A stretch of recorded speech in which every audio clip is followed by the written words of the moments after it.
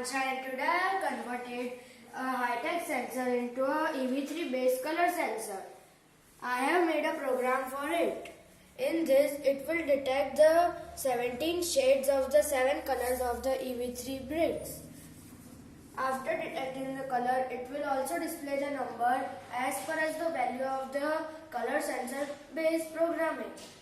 And it will also say the name of that color.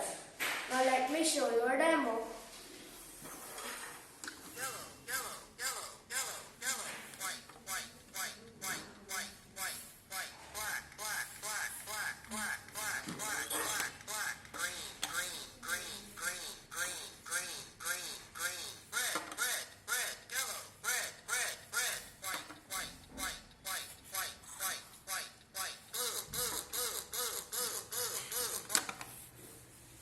Thank you.